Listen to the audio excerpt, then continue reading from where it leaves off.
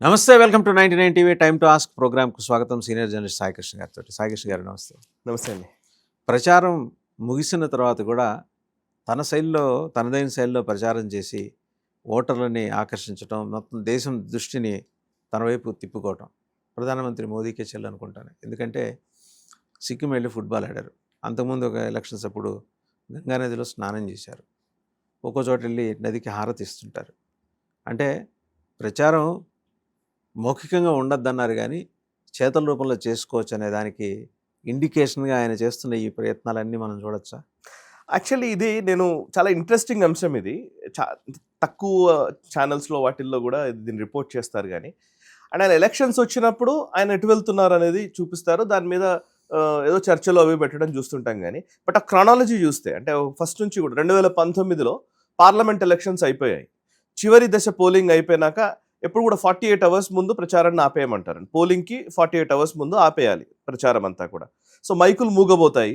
So అంత silence period అంటారు. కాన్స్టిట్యుయెన్సీలో silence period ఉండాలి. స్టార్ క్యాంపెయినర్స్ ఎవరైతే ఉన్నారో కీలక నాయకులు అందరూ కూడా బయటకు వెళ్ళిపోవాలి. సో కాన్స్టిట్యుయెన్సీలో ఉండేవాళ్ళు మాత్రమే ఇంటింటి ప్రచారాలు సైలెంట్గా, అంటే మైకులు ఆపేసి చేసే ప్రచారం మాత్రమే చేస్తారు ఒక రోజంతా కూడా.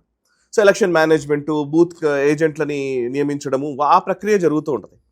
2019లో చివరి దశ పోలింగ్ అయిపోయిన తర్వాత ఆయన సడన్గా నెక్స్ట్ అదే రోజు ప్రచారం అయిపోయిన తర్వాత ఆయన ఎక్కడికి వెళ్ళాడంటే నెక్స్ట్ డేనే మన కేదార్నాథ్కి వెళ్ళిపోయాడు. మీకు గుర్తుంటే కేదార్నాథ్ గుహలో కూర్చున్నారు 2019 పార్లమెంట్ ఎలక్షన్స్ చివరి దశ పోలింగ్ అయిన తర్వాత. అంటే సైలెన్స్ పీరియడ్లో ఆయన వెళ్ళి కేదార్నాథ్లో కూర్చున్నారు. కేదార్నాథ్లో ఉన్న టైంలో ఆ రోజు రాత్రి కేదార్నాథ్ గుహలోనే ఆయన నిద్ర చేశారు. ఆ నెక్స్ట్ డే పోలింగ్. సో ఏంటంటే ఒక మెసేజ్ అనమాట. సో హిందుత్వకి సంబంధించినటువంటి ఆయన కాషాయ వస్త్రాలు ధరించి ఒక యోగి లాగా ఆయన వెళ్ళి కేదార్నాథ్లో కూర్చోవడం చాలా ప్రభావం చూపించింది ఎలక్షన్స్లో. పోలింగ్ రోజు చాలా ప్రభావం చూపించింది. అండ్ అది కాక అండ్ ఆయన ఫేజెస్ వైజ్ కూడా వాళ్ళ ఎలక్షన్స్ హ్యాండ్లింగ్ ఎట్లా ఉంటుందో చూస్తారు. అంటే 7 విడతలుగా పోలింగ్ నిర్వహిస్తే 7 విడతల్లో ఒక్కొక్క విడతలో ఎక్కడ కాన్సన్ట్రేట్ చేయాలో వాటి మీద ఫోకస్డ్గా ఎలక్షనీరింగ్ జరుగుతుంది. మీకు రాజ్దీప్ సర్దేశాయ్ ఒక బుక్ రాశారు.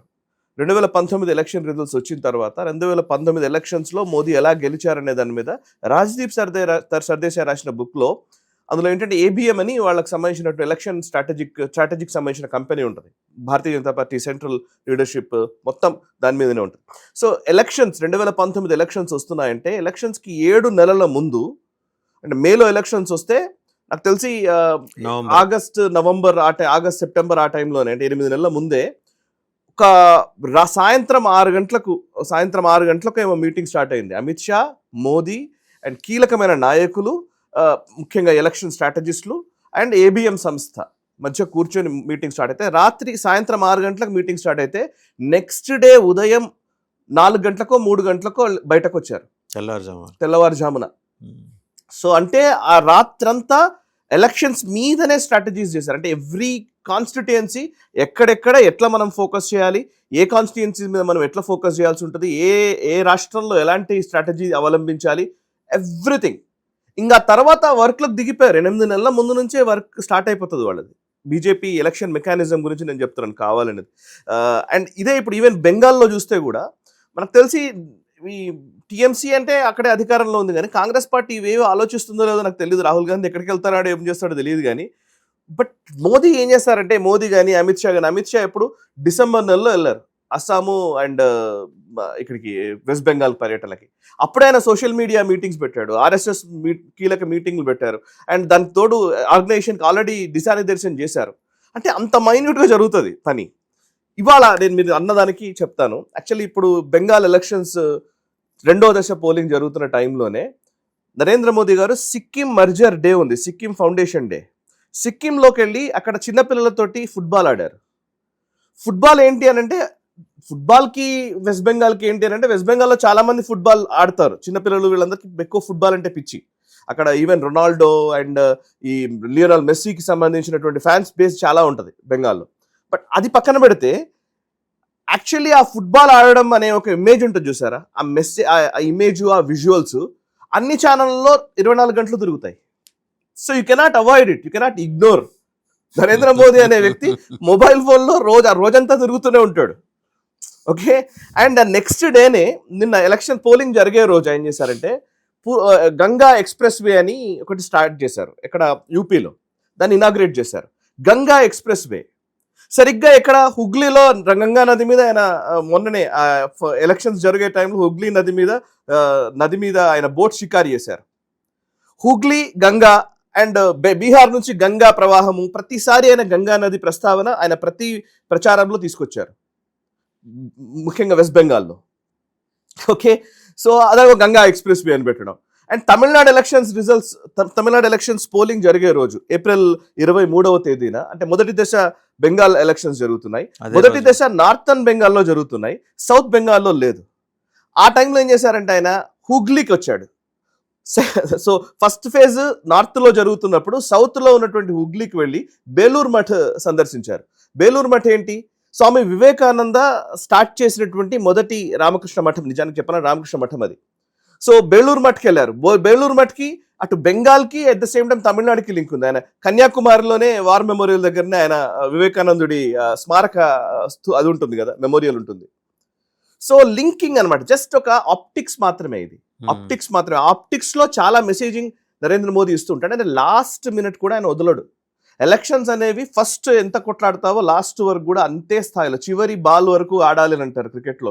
సో అట్లా చివరి ఓటు వరకు నరేంద్ర మోదీ ప్రచారం నడుస్తూనే ఉంటుంది. ఇది మాత్రమే కాదు, నేను కొన్ని చెప్తాను. ఢిల్లీ ఎలక్షన్స్ జరుగుతున్న టైంలో మీరు ఇందాక అన్నారు ఆయన గంగానదిలో స్నానం చేశారని. సరిగ్గా ఢిల్లీ ఎలక్షన్స్ జరుగుతున్న టైంలోనే 48 hours సైలెన్స్ పీరియడ్ ఉంటుంది, ఫిబ్రవరి నెలలో జరిగిన ఎలక్షన్స్. అప్పుడే ఆయన 2025 లాస్ట్ ఇయర్ మహాకుంభమేళాలో ఆయన పుణ్య స్నానం ఆచరించారు, సరిగ్గా 48 hours ముందే పోలింగ్ టైంలోనే. దట్ విజువల్ ఎంత ఇంపాక్ట్ క్రియేట్ చేస్తుందో మనకు తెలుసు. నరేంద్ర మోదీ ఒక కాషాయపు వస్త్రాలు ధరించడమో, లేకపోతే ఒక రుద్రాక్షని చేతిలో పెట్టుకొని ఆయన నదీ స్నానం ఆచరించడము, బయటకు అందరూ ఏదో ఫోటో ఆప్స్ చేస్తాడు, ఆయన ఏదో ఫోటోలు పోజులు ఇస్తాడు, అవి మాట్లాడతారు. కానీ ప్రతి నాయకుడు ఈ రోజు డిజిటల్ మీడియా యుగంలో ఫ్లెక్సీల్లో ఫోటోల కోసం అందరూ ఫోటోలు దిగుతారు. ఓకే, మంచి ఫోటోగ్రాఫర్లని ప్రతి పొలిటీషియన్ హైర్ చేసుకుంటాడు, పక్కనే ఒక పొలిటీషియన్ ఖచ్చితంగా పెట్టుకుంటారు. అది ఒక పద్ధతి అయిపోయింది, మనం ఒప్పుకోవాల్సింది డిజిటల్ మీడియా వచ్చిన తర్వాత. సో దాన్ని నరేంద్ర మోదీ చాలా బాగా వినియోగిస్తాడు. ఆయన వెనకాల ఉన్న టీం కానివ్వండి, వాళ్ళు కానివ్వండి. ఢిల్లీ ఎలక్షన్స్, ఇక నవంబర్ నెలలో జార్ఖండ్ అసెంబ్లీ ఎలక్షన్స్ జరుగుతున్న టైంలో, జార్ఖండ్లో నవంబర్లో జరుగుతున్నటువంటి ఎలక్షన్స్ టైంలో ఆయన గయానాకి వెళ్ళారు. అసలు గయానాకి ఎందుకు వెళ్ళారు అని అంటే దానికి రీజనింగ్ ఉందంట. గయానాకి ఏంటి అని అంటే ఈ జార్ఖండ్, బీహార్ నుంచి చాలా మంది కార్మికుల్ని, అప్పటి లేబర్ని చాలా మందిని టీ ప్లాంటేషన్స్ లేదా దాని ఏమంటారు షుగర్ కేన్ ప్లాంటేషన్స్ కోసం అని చెప్పేసి బ్రిటిషర్లు గయానాకు తీసుకెళ్లారు. ఇవాళ గయానాలో 40% of the population Indian origin అట. భారతదేశానికి చెందినటువంటి వాళ్లే అక్కడ 40% పాపులేషన్ గయానాలో. అండ్ అది కూడా జార్ఖండ్, బీహార్ నుంచి వెళ్ళిన వాళ్ళే, భోజ్పురి మాట్లాడతారు వాళ్ళు. ఆయన అక్కడ గయానాకి వెళ్ళి భోజ్పురిలో మాట్లాడుతూ అక్కడ ఉన్న వాళ్ళతో ఇంటరాక్ట్ అయినటువంటి విజువల్స్ కూడా వచ్చాయి. సేమ్ టైం 2021 బెంగాల్ ఎలక్షన్స్ జరుగుతున్న టైం, 2021 బెంగాల్ ఎలక్షన్స్ టైంలో మథువా కమ్యూనిటీకి కీలకంగా అప్పుడు ఏంటంటే ఆయన ఎక్కడికి వెళ్ళారంటే బంగ్లాదేశ్ పర్యటనకి వెళ్ళారు. అక్కడ ఆర్ఖండి అని ఒక ప్లేస్ ఉంది, అక్కడ హరిచంద్ ఠాకూర్ అని మఠువా కమ్యూనిటీకి సంబంధించినటువంటి గురువు ఆయన మెమోరియల్ని సందర్శించడం. అంటే ఏదైనా సరే, అంటే ఎలక్షన్స్ ఇక్కడ మీరు డైరెక్ట్గా ప్రచారంలో పాల్గొనకూడదు, ఇంకెక్కడికో బయటకు వచ్చినప్పుడు ఆ బయటకు వచ్చినా కూడా ఈ ఎలక్షన్స్ని ప్రభావితం చేసే విధంగా తన మెసేజింగ్ ఇస్తూ ఉంటారు, తన చర్యల ద్వారా, తన వైఖరిగా అంతర్లీనంగా చేస్తూ వస్తారు ఆయన. Exactly nobody can question that. Exactly. And ఇంకొక వైపు ఫస్ట్ ఫేజ్ ఎలక్షన్స్ జరుగుతున్నప్పుడు జార్ఖండ్లో ఎయిమ్స్ స్టార్ట్ చేశాడు బీహార్లో ఎయిమ్స్ ప్రారంభించడము. నిజానికి జార్ఖండ్ వాళ్ళకి చాలా మంది అక్కడికి వచ్చి వైద్యం చేసుకుంటారు. సో అదొక మెసేజింగ్. ఇంకోవైపు పార్లమెంట్ ఎలక్షన్స్ జరుగుతున్న టైంలో, 2024 పార్లమెంట్ ఎలక్షన్స్ జరుగుతున్న టైంలో మనకు తెలుసు ఆ సైలెన్స్ పీరియడ్లో ఆయన ఎక్కడికి వెళ్ళారు? కన్యాకుమారి వెళ్ళారు. కన్యాకుమారి అక్కడ వివేకానంద మెమోరియల్కి, రాక్ మెమోరియల్ ఉంటుంది, అక్కడికి వెళ్ళి ధ్యానం చేసుకున్నారు. 2019లో కేదార్నాథ్ గుహలోకి వెళ్ళి కూర్చున్నారు. సో అంటే ఓవరాల్గా ఇది మాత్రమే కాదు, ఇంకా చాలా ఉన్నాయి ఇట్లాంటి, ఒకటి కాదు రెండు కాదు.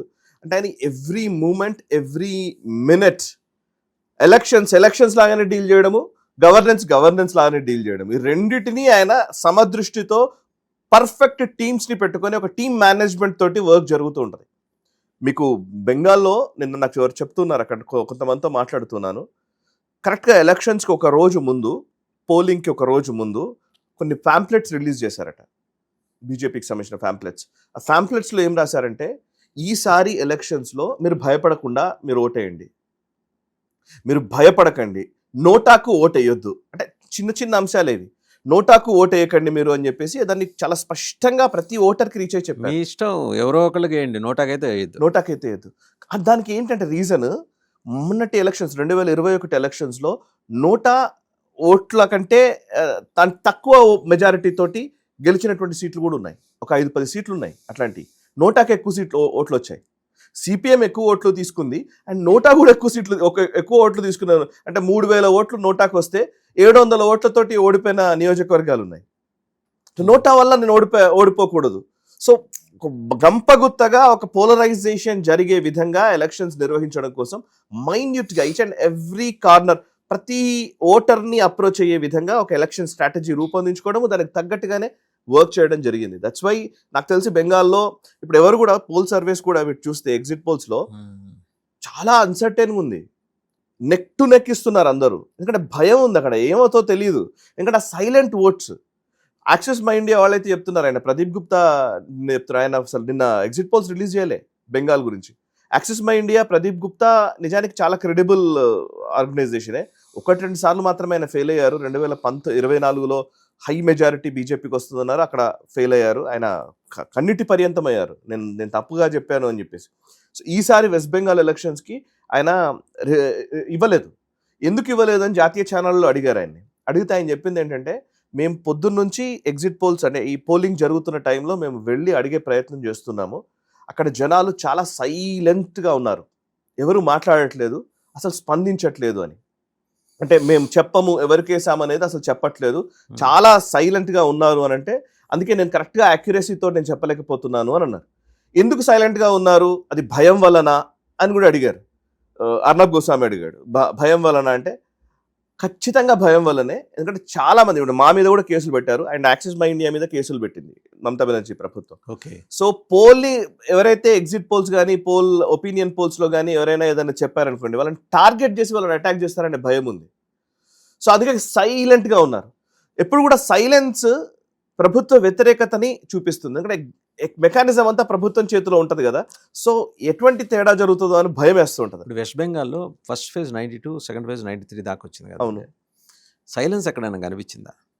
100% వెస్ట్ బెంగాల్లో మొత్తం సైలెన్స్గానే ఉంది. ఎందుకంటే ఎగ్జిట్ పోల్స్లో చాలా మంది చెప్పట్లేదని. ఇప్పుడు అందుకే అందులో వచ్చిన నెంబర్స్ కూడా శాంపిల్ సర్వేలు చేసినప్పుడు అందరూ కూడా రమారమి సేమ్ నెంబర్సే ఇస్తున్నారు వెస్ట్ బెంగాల్లో.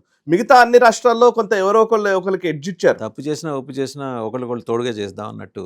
ఇప్పుడు భయమే అంటే ఏంటంటే, మళ్ళీ ఇంకొక ప్రాబ్లం ఏంటంటే అండి, వెస్ట్ బెంగాల్లో మమతా మీద భయంతో ఈ సర్వే రిజల్ట్ ఇలా వచ్చి ఇంకొకటి కూడా ఉంది. మమతా మీద భయం ఒకటి. రెండోది ఏంటంటే, ఈసారి ఎలక్షన్స్ అంటే పోయిన 2021లో ఎలక్షన్స్ కూడా అట్లాగే 1000 ఓట్ల తేడాతో చాలా నియోజకవర్గాలు ఫలితాలు మారిపోయాయి.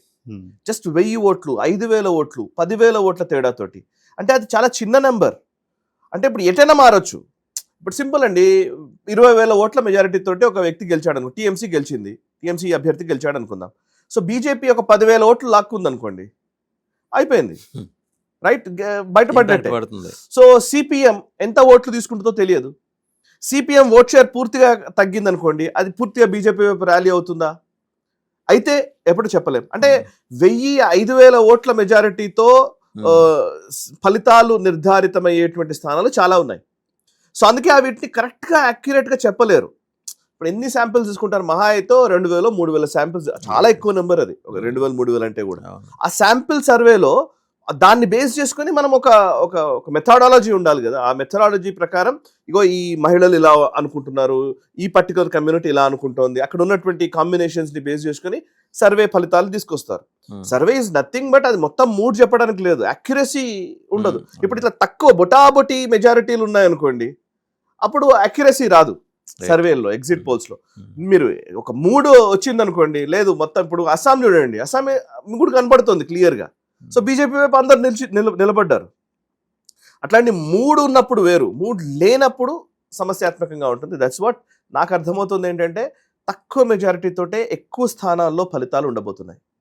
రైట్. అది టీఎంసీ కావచ్చు, బీజేపీ కావచ్చు, సో వెస్ట్ బెంగాల్ వరకు అంతే. వెస్ట్ బెంగాల్ వరకు అంతే. మిగతా ఎక్కడా కూడా నేను చెప్పలేను. Pradeep Gupta axis my India వాళ్ళు ఆయన చాలా ఇంట్రెస్టింగ్ ఫలితాలు ఇచ్చారు. మిగతా అందరు ఒక లెక్క అయితే ఆయన ఒక లెక్క. ఇప్పుడు ఆయన టీవీకే 100+ అంటమే కొంచెం ఆశ్చర్యంగా నాకు అది ఆశ్చర్యంగా ఉంది. అందుకే ఇప్పుడు నేను వెయిట్ చేస్తున్నాను యాక్చువల్లీ. ఆయన ఇంకోటి ఏంటంటే ఆయన మరి ఆమ్ ఆద్మీ పార్టీ పంజాబ్ విక్టరీని ఆయన్నే కరెక్ట్ గా ప్రెడిక్ట్ చేశాడు. మిగతా ఎవరు ప్రెడిక్ట్ చేయలేదు అప్పుడు. అండ్ ఢిల్లీ ఆమ్ ఆద్మీ పార్టీ విక్టరీని కూడా ప్రెడిక్ట్ చేశాడు. సో చూద్దాం ఏమవుతుందో. రైట్. Thank you.